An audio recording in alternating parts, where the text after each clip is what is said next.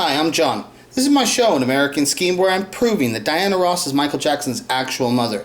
So when I do my investigation, what happens is I get all these little pieces of information, and then sometimes though it's not like hard-hitting facts. It's just things that I think are cool, right? And then a lot of times it's just like, okay, well, I got a bunch of cool stuff and I don't build a video about it, just kind of stuff that's there.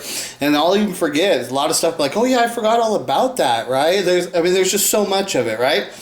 And then other times I'll find little stuff like that, but then it'll link up to some other things. And then it's like, okay, you know what? This isn't huge and stuff, but I think this is really cool. And it's like one of those things, it's like, I don't exactly understand what this is, but it's something, right? So like right here, I'm not even going to mention, like I'm saying, this takes me to places, but I'm not even, this is Michael Jackson, Diana Ross singing Ease On Down the Road in the Wiz. So I'm not even going to mention in this, I'm just going to mention it right here, but I'm not going to go into it with the videos, but I'm not going to mention about like the path being like similar to the path in Billie Jean, but I say that the Billie Jean, because it's about Michael being informed that he was not a Jackson, that he was a love child of Diana Ross and Smokey Robinson, that's a dark world and stuff. That's why Billie Jean is a dark video, and since Michael's the one, he's like the light of that world. He's the one lighting up the path. But it's that same kind of path leading to a city off in the distance and stuff, right? Which is like the story of the Wizard of Oz, but Michael and Diana did the Wiz, right? So they got this path and stuff, right? Okay, but so here's what I want to talk about, right? So first let me just show you this little, them going here.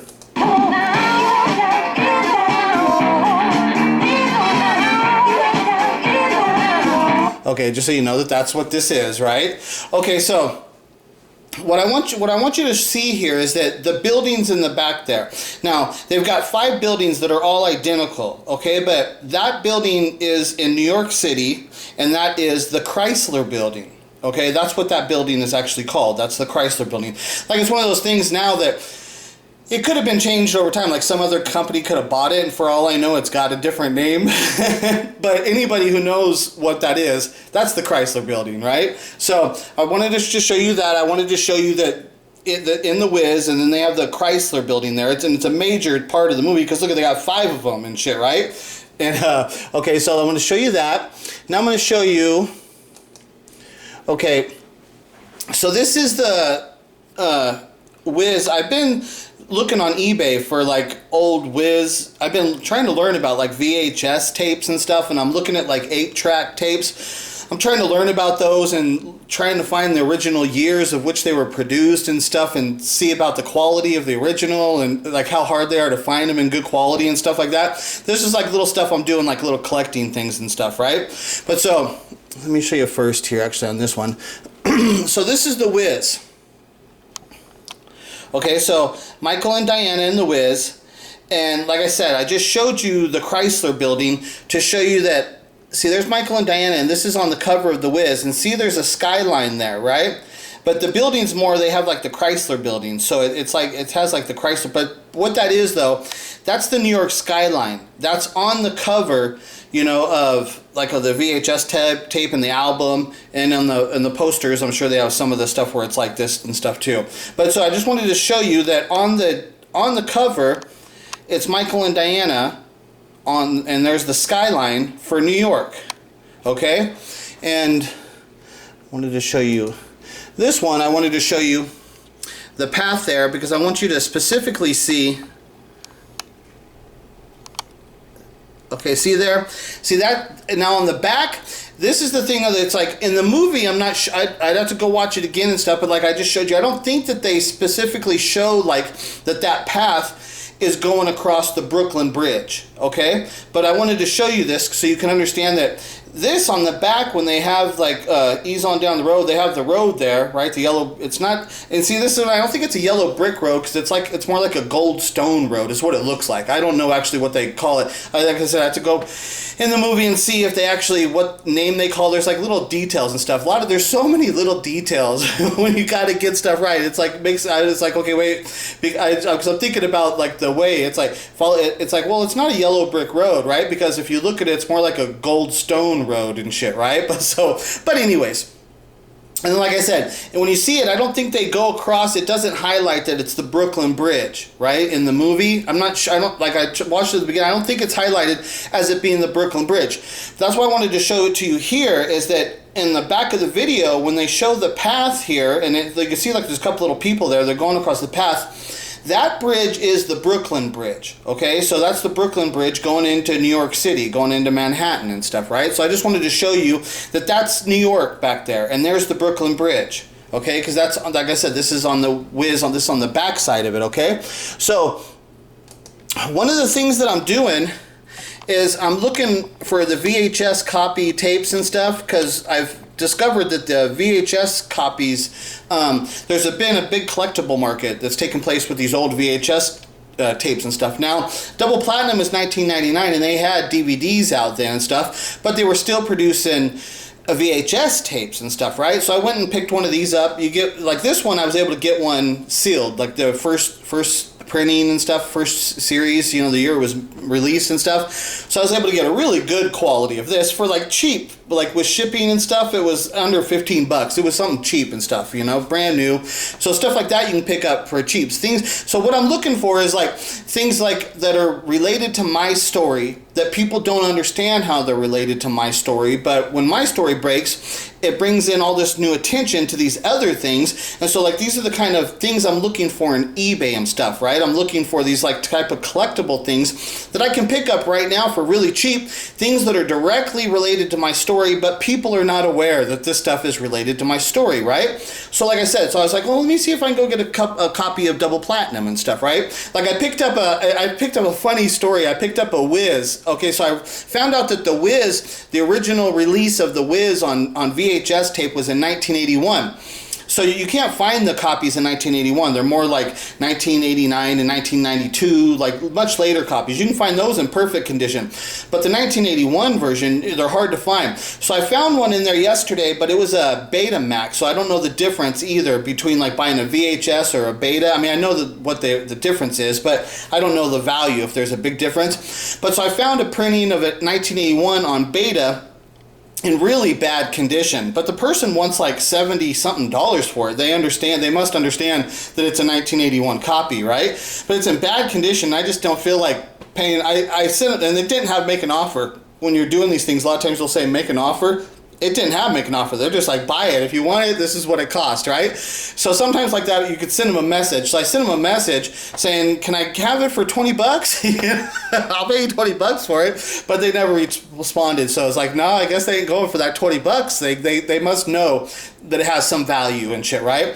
But so then I found a copy today. It's hilarious. So I found a copy today, and it said, this is for the Wiz, it said 1992, but I looked at it, and the box was from 1981, and the tape was from 1986. It was like a Frankenstein copy. So, but I got it, it was $9. I got it for $9, right? So I was like, well, shit. Even if they send me a 1992 copy, whatever it is, I'm only going to lose $9, right? So it's like, but what I really want is that box from 1981. And the picture, it was a box from 1981. It was a box from 81 and a tape from 86. This stuff, it's funny stuff, you know, that you find and stuff, right? So that one I bought that one, and I'm hoping I get it, and I'm hoping that the box is the 1981 box. I'll be happy with that, you know? But even if not, I only lose $9 and stuff, and I'm not going to worry about it, right? But so anyways, like I said, I'm having fun doing this stuff, like doing the collecting of this stuff that's like undervalued is the way I look at it. It's undervalued, and but if you can find the good stuff, maybe you can get a good deal, whatever, right? But so Double Platinum, that's the movie that it's like, well, this is Diana Ross's last movie that she made in 1999, and it parallels the same story of what I'm telling, that she abandons her child so she can become a star, and then she gets back into the child's life and turns the kid into a star, right? I'm like, well, that's... And I knew my story. I had my story before I even knew this movie existed. That was the kind of... Those are the weird things that happen. It's like, I've got my story, then the next thing you know, this is how it goes with my investigation. I've got my story that's saying, you know, what I'm saying about Diana and Michael, and the next thing you know, I find a movie about Diana playing that character, doing that same, you know, it's like doing the same story about what I'm telling, right? And it's like, and then it was her last movie. So this is a movie that I think is important about the telling of my story, is that Double Platinum is a movie. And so, like I said, I went and bought a copy of this for like under 15 bucks. It looks really good. It was wrapped up from, you know, what they call factory sealed and shit, right? So for 15 bucks, you can get a factory sealed copy of this, you know? And I'm like, well, like I said, how can I really go wrong? It's 15 bucks. But when you find out the truth that this story is the story, the relation to my story, it's like, to me, that brings a tremendous amount of more attention to this movie, which will bring a tremendous amount more of value to like the VHS copies and stuff like that, right? So I bought one of these copies, but then as I'm looking at it, I'm like, okay, because look I'm saying that this movie is related to my story and shit, right? And then so as I look at it, it's like, then I realized, oh, look there's the New York skyline. That's the New York skyline, just like on the Wiz. So on the Wiz cover, you got Michael and Diana.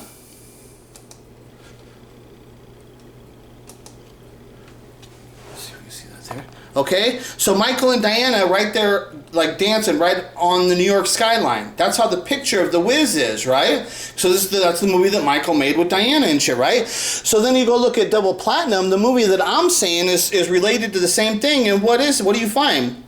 There's Diana Ross and Brandy right above the New York skyline, right? And this movie came out in '99, which because there's still the World Trade Center. But over here, when you look to the right there, when you zoom in, see, that's the Brooklyn Bridge. Okay, that's the Brooklyn Bridge. That's why I wanted to show you that to you, that on the back of that VHS tape, they had that yellow brick road, that path that they were on, going across the Brooklyn Bridge. Okay, that's why I wanted to show that to you, because that's the Brooklyn Bridge there, and the New York skyline and stuff. There it is. That's the Brooklyn Bridge there with the New York skyline. So it's one of these things. It's like, huh, look at right there. That links up. See, this is what I'm saying, is like, these are like subtlety, these subtle things, but it's like, okay, is it subtle or is it there? Right? Is this just something subtle that I'm making something out of, or is that there because of what I'm saying? There it is with Michael and Diana on the Wiz, and then the movie that I say that Diana is telling her true story in a movie that is relating to the same story.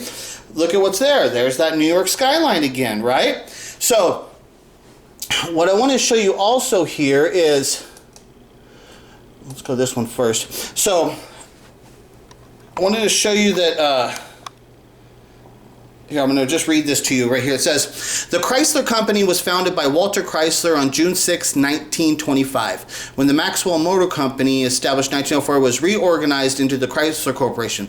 The company was headquartered in the Detroit enclave of Highland Park. Okay, so that's what I want to show you, is that in the Wiz, when they're going down that, they're easing on down the road, going into New York City, but the buildings that they have there is the Chrysler Building. And so let me show you over here again, just so you can see. So this is right here, see? That's the building. The building that you see there on the Wiz is that building. Okay, that's the Chrysler Building, which it'll tell you right here. The Art Deco Chrysler Building in New York City was the company's headquarters, okay, from 1930 until 1950, okay?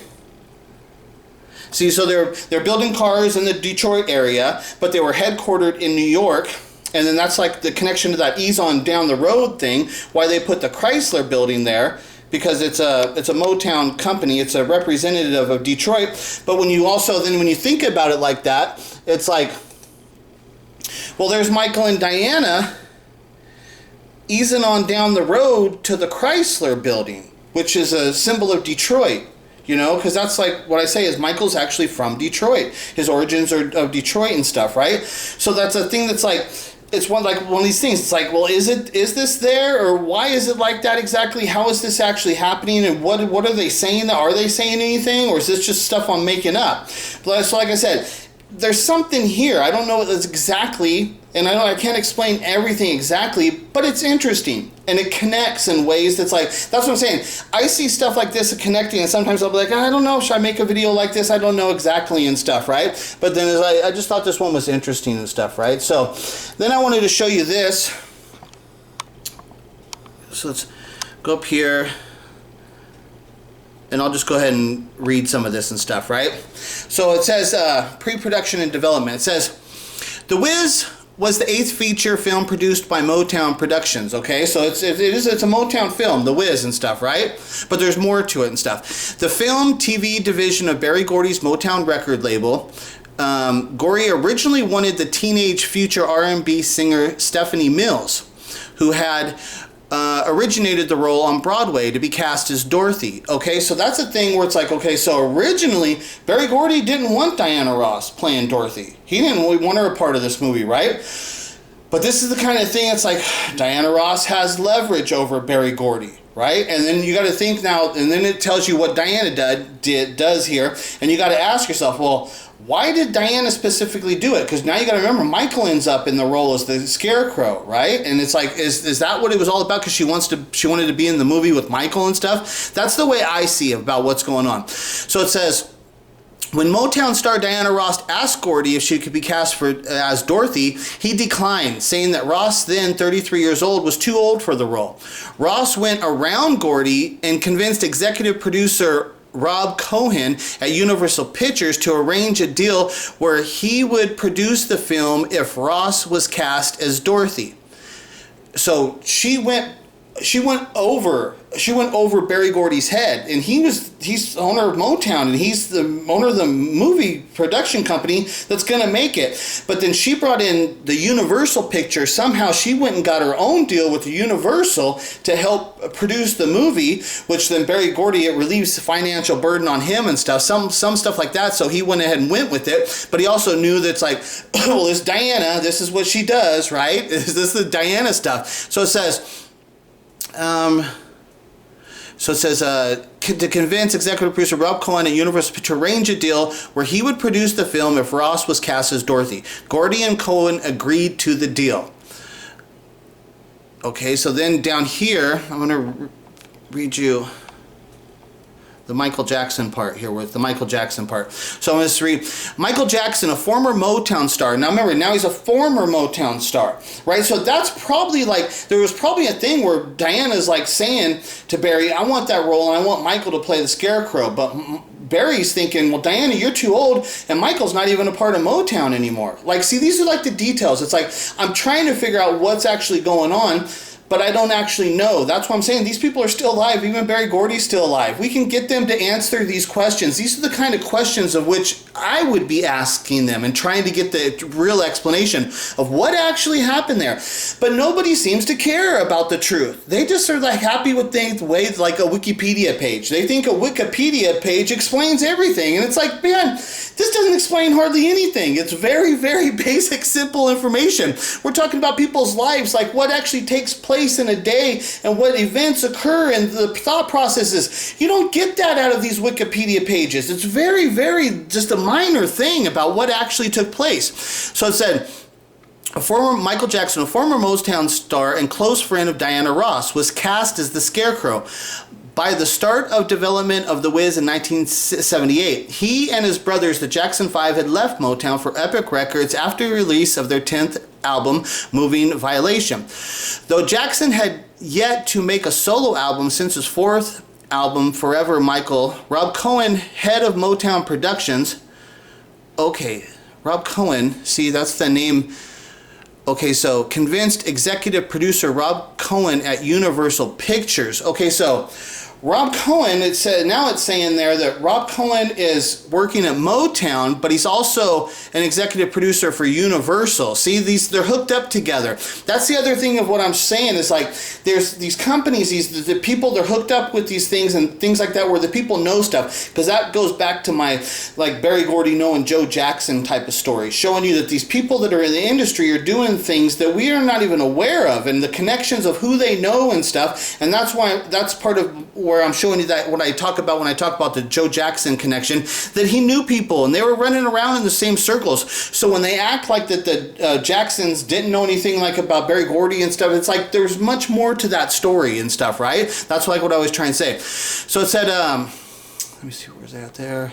Okay, head of Motown Productions thought Jackson would be perfect for the role of the Scarecrow and approached Berry Gordy with the idea, who agreed though director Sidney Lumet was harder to convince. Okay, now the director doesn't want, but Berry Gordy now sees that Diana Ross is in it, and now Berry Gordy is seeing that Diana got that Cohen guy to convince Berry Gordy to let Diana star in it. And Berry Gordy would, at that time, what I'm saying is he would already know that Diana's wanting Michael in it, and now that the Cohen guy is saying that he wants Michael, Barry's seeing, okay, this is what Diana's doing, right? That's what I'm saying is going on. There's something else that's going on there that we don't know about. But when you look back at my story, it's like, well, because Diana's wanting to make this movie with Michael. That's like really what's going on and shit, right? So it says, Lumet was harder to convince. It said Lumet wanted Jimmy Walker, star of CBS TV's Good Time,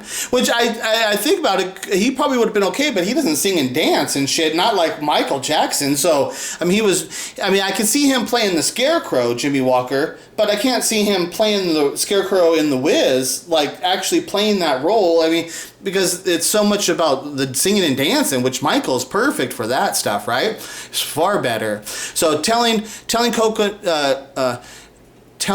Cohen, okay, so the director guy told Cohen, Michael Jackson's a Vegas act. The Jackson 5's a Vegas act. Quincy Jones was also skeptical of Jackson, but after Cohen arranged a meeting flying the 19-year-old Jackson to New York, Lumet and Jones saw the qualities that Cohen saw. Now, this is the other part I want you to see, is that it says Jackson's father, Joseph Jackson, was wary of the project and saw it as a threat to the Jackson's group cohesion. Cohen moved Michael and his sister, LaToya Jackson, into a Manhattan apartment, allowing him to be on his own for the first time. So it's like what's taking place there is a lot of stuff. So Michael's going to be alone now in New York making a movie with Diana Ross. And what it says there is that Joseph Jackson he was worried about that, because that's what's going to happen. Joe knows what Diana's doing and that she's pulling Michael away from the family. Here's Michael again, away from the family, doing a starring role in a movie all by himself and shit, right? And it says that Joe was worried about that. And it says, what it said was, he was wary of the project and saw it as a threat to the Jackson's group cohesion, because the Jackson's family, that's what he's in control of. And he's worried about Michael separating from his family because he knows that his family is nothing without Michael. Right? And so instead of being happy for your kid, yeah, kid, go do that movie. That just is going to bring more attention to the Jackson family. But no, Joseph is wary about that because why? Because it's with Diana Ross. And he knows that Diana Ross is pulling Michael away from the family. And that can lead to Michael leaving the group and doing things on his own, which he ended up inevitably doing and stuff, right? So that's just what I'm saying, is this like, when you see this stuff, it's like there's more to the story, you know? There's just a lot more to this freaking story. Which also, those lampposts those are like the lamppost in Billie Jean also. Because I pointed out the lamppost in Billie Jean, and I think it's, I guess the song Black and White is the song that has the Panther dance at the end, because in the Panther dance, when he's walking down the road at the end, there's also a lamppost that looks like that. So again, except these ones have like a top on it, but besides that, they look like the same and stuff. But just to point out another, like I said, there's just all kinds of like things. There's weird little things when you actually look at the details of what's going on. There's like crazy shit. And it's like, now that I look at it, it's like, there's probably nothing, but it's like, there's 5 of those Chrysler buildings, like the Jackson 5, which that like I was saying, that's just stuff. I don't think that is anything and stuff, but there is 5 of them, and this was like kind of like the Jackson 5 going back to Detroit, easing on down the road. Like you could just make up stuff, right? It's like, it's tricky. It's hard to know what's evidence, what's not evidence, what's this actually representing and stuff, because it's weird too. Because in the back they got like a roller coaster, right?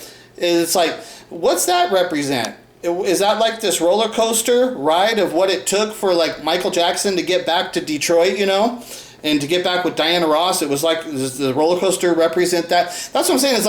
It's like I don't know, and that's what I'm saying. When I start looking at stuff, and you start looking at it, you start thinking about it, saying, well, what's this? Well, what's this representing? What's this and stuff, right? And as I say, this one just had a few interesting things about this, and so I just wanted to go and it was enough. I was like, well, this is interesting enough. I can go and make a video about it. Where a lot of times like this, kind of stuff like this, I kind of just, I let it go, and it's tricky. It's weird and stuff, right? So I thought that was a fun little video to make and stuff, right? Okay, so I'll talk to you guys later. Bye.